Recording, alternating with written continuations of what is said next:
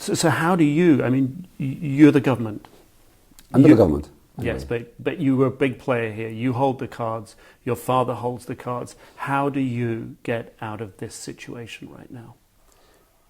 We need time, a few days, and everything will change.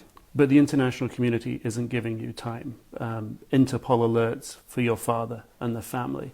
Assets frozen. First of all, there is no link between my family and what's going on here.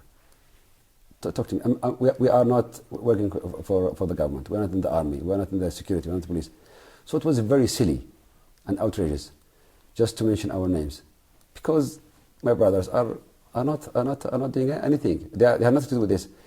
And you have a government, you have the army, you have people, it's a country. So what's your assessment of what the international community is trying to do? You've said that they've moved too fast. The UN sanctions have come very quickly. It was a big mistake.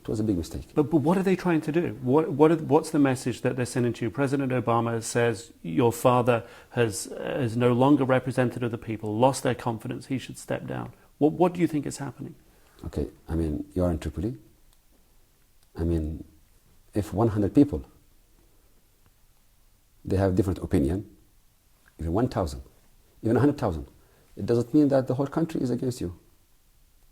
80% of the country, 85% of the country is okay. So even if we will hold tomorrow an election, my father will win with a big majority. So why not move to elections? No. Why not? For the sake of unity of the country, for the sake of peace. I will tell you something. Now everything realized that soon we will go to real democracy, we'll go to election, we have the constitution, new one. Everything will change in Libya. But you cannot have this while you have our militia trying to control the oil in Libya, attacking cities, killing people. So what's the strategy to get out of this? Is it to fight them into submission? To change the constitution as you say you want? The first mission is to neutralize the armed militia. You cannot have democracy, peace, development, whatever. And at the same time you have like 10 militias terrifying people. So Libya and the international community should help Libya to settle this issue, the armed militia. Now there is no peaceful demonstration. Right now, the international community appears to be wanting to marginalise you, ostracise you, turn you and your family, your father, into sort of toxic pariahs of the international community. People associated with you in the West are suffering. Now, I don't see how you can move to this vision that you want when you don't have the support of the international community. How are you going to change that? The Libyan people will settle this. How will they settle it? Because people are against the militia, against terrorists. So how do they settle it? The people, they will fight for the country.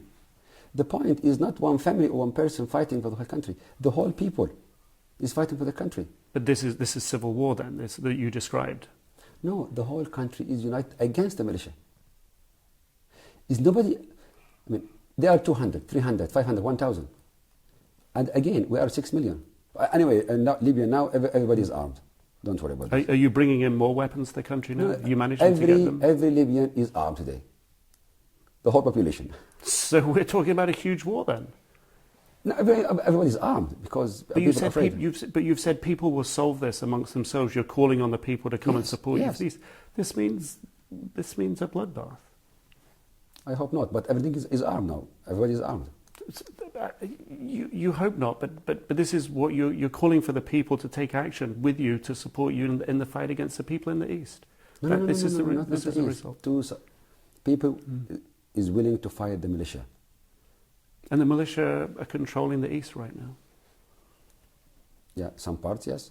But can you not see that? I understand from what you're saying. You know why? Because they are armed.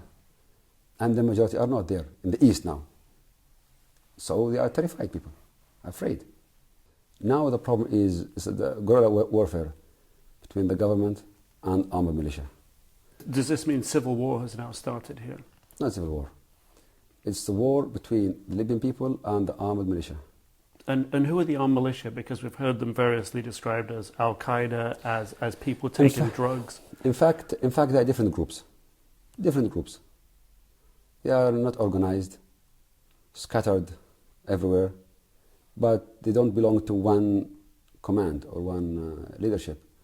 They created their own militia, and they want to control some oil assets in Libya. Is that what they're trying to do? The rebels are trying to do in the east is to control the oil installations, Yeah. and the government's trying to take them back. Yes. So this is a strategic war to take back these oil refineries. Yes. So the militia, they want to control the oil.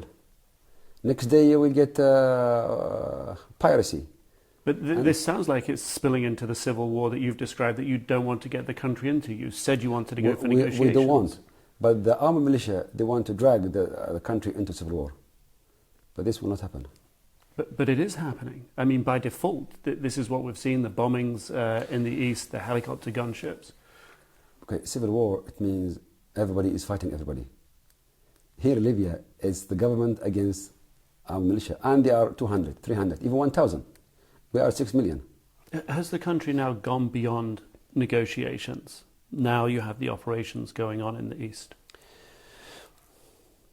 Even in the east. Go to Benghazi. You can go there. In Benghazi, we have 1.5 million people living there. They are scared. Schools are shut down. People cannot get their salaries. No money, no banks. So, but they are hostage of the armed militia. They are afraid. So if you will, step out for me the sequence of how things unfold from here to get to this end goal that you're talking about. What's the exact sequence? First of all, peace and order. Achieved how? The people should settle this. The Libyan people will see. They will stand up and they will fight for the country, settle this. Second step, we have to reform our country, to change Libya. We need a new Libya.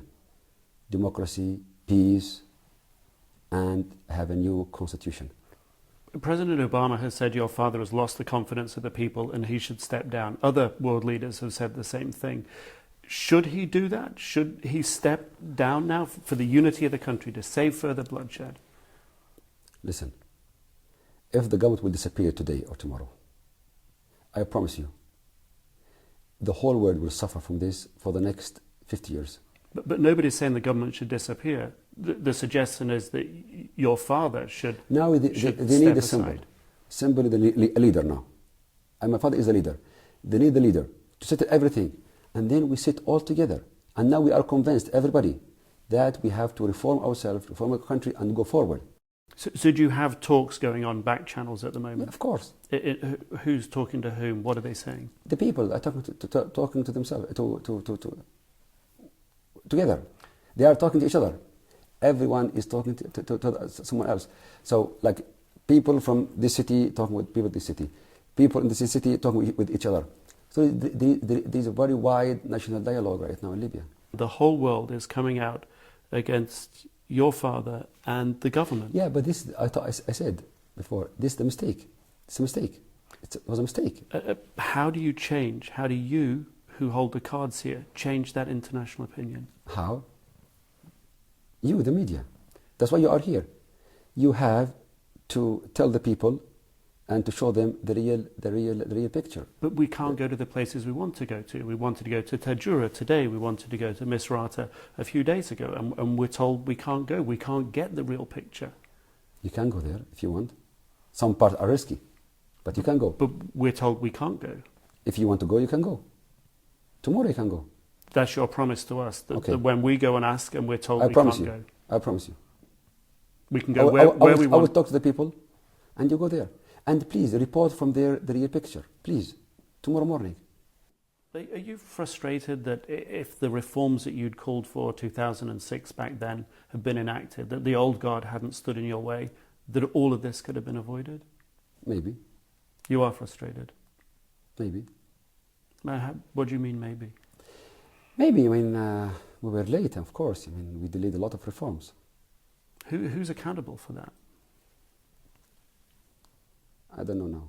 But now it's too late to talk about this, what happened what I did announce in 2006. But now we have a difficult time, a situation, and we have to fix it. So you think you're going to regret you're going to regret not having been able to move ahead back then?